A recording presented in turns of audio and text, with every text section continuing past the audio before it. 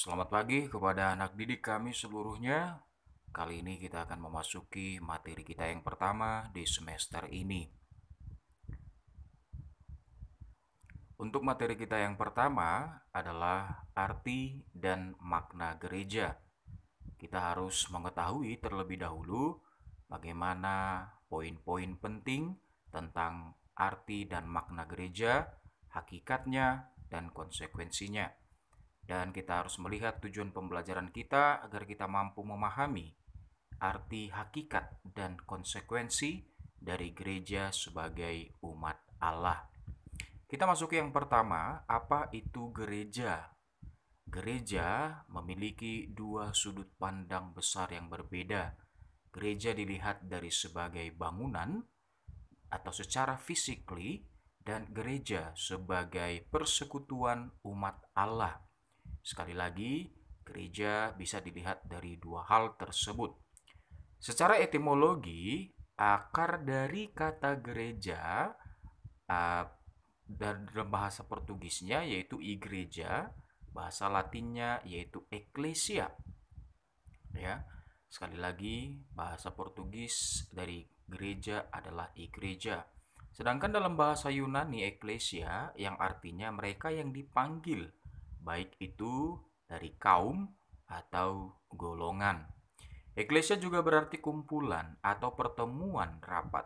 Namun gereja atau eklesia bukan sembarang kumpulan, melainkan kelompok orang yang sangat khusus. Siapakah mereka?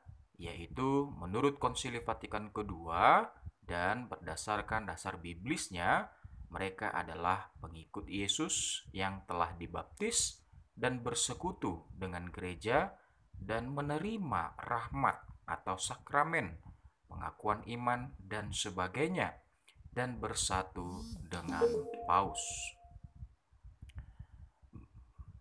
Demikian secara etimologi atau akar dari kata gereja, baik dari bahasa Portugis, Latin, maupun bahasa Yunani. Sekarang kita melihat bahwasannya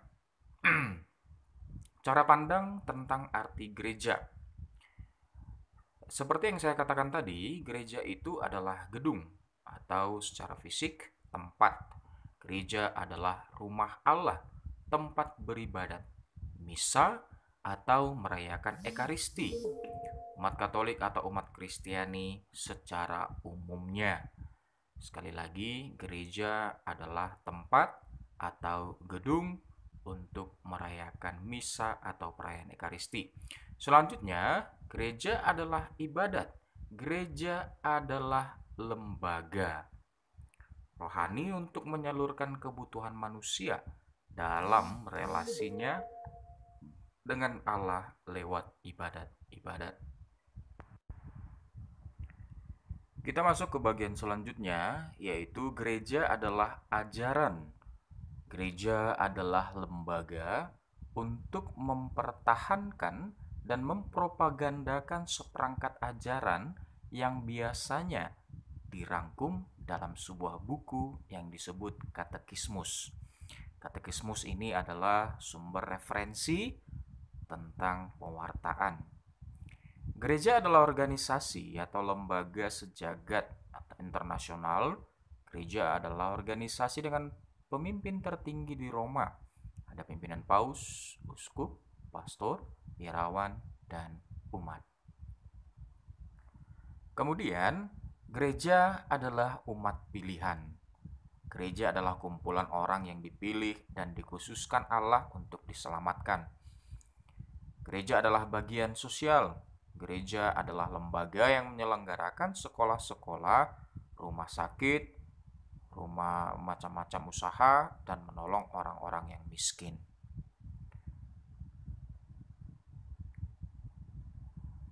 Kita melihat apa yang menjadi ajaran gereja sesuai dengan Konsili Vatikan kedua. Nah, yang pertama, kita lihat bagaimana point of view-nya atau cara pandangnya. Gereja bukan hanya bermakna fisik atau organisasi keagamaan semata. Sekali lagi, gereja bukan hanya bermakna fisik atau organisasi keagamaan semata, melainkan ada makna yang lebih rohani dan mendalam di dalamnya secara sudut pandangnya. Ya, ada makna yang lebih rohani dan lebih mendalam. Sedangkan gereja dalam arti rohani adalah gereja dipahami sebagai persekutuan umat yang dalam Roh Kudus berkarya demi kerajaan Allah. Ya, ada Roh Kudus yang berkarya. Jadi harus kita lihat beberapa poin penting yang saya garis bawahi di sini. Persekutuan umat, Roh Kudus, kerajaan Allah, dan telah diwartakan oleh Yesus dalam kitab suci sendiri. Nah, dasar biblisnya yang mau kita lihat adalah Kisah Para Rasul 2 ayat 41 sampai 47. Hidup mengumat pada dasarnya merupakan hakikat gereja itu sendiri. Sebab hakikat gereja adalah persaudaraan cinta kasih, seperti yang dicerminkan oleh hidup umat perdana. Dalam Kisah Para Rasul 2 ayat 41 sampai 47 ini, yang paling ditekankan adalah mengenai persaudaraan cinta kasih dalam cara hidup jemaat perdana. Itu beberapa poin pentingnya. Kemudian dasar hakikat gereja sebagai umat Allah, ya, kita lihat yang pertama, persaudaraan cinta kasih sebagaimana jelas tampak dalam praktek hidup gereja perdana. Adanya aneka macam karisma dan karunia yang tumbuh di kalangan umat yang semestinya dipelihara dan dikembangkan untuk pelayanan. Di sini juga kita harus lihat beberapa poin penting, ya, dipelihara dan dikembangkan. Sebagai satu anggota umat Allah, meskipun di antara mereka terdapat fungsi yang berbeda-beda. Maksudnya fungsi yang berbeda-beda ini adalah sesuai dengan peranannya masing-masing dan sesuai dengan tingkat statusnya masing-masing. Apakah dia termasuk bagian dari hierarki atau umat biasa atau lembaga hidup bakti. Itu maksudnya fungsi yang berbeda-beda. Jelas fungsinya berbeda antara hierarki dengan umat biasa. Ya, sekali lagi, ketiga poin penting ini sebagai dasar hakikat gereja sebagai umat Allah. Nah, yang paling perlu ditekankan di sini adalah poin yang ketiga ini. Seluruh anggota gereja memiliki martabat. Nah, apa konsekuensi gereja sebagai umat Allah? Ada erat kaitannya juga dengan dasar hakikat itu tadi. Ya, untuk hierarki, untuk umat, dan hubungan hierarki dengan umat. Sekali lagi, apa konsekuensi gereja sebagai umat Allah untuk umat? Ya, kemudian untuk hierarki dan untuk hubungan antara hierarki dan umat.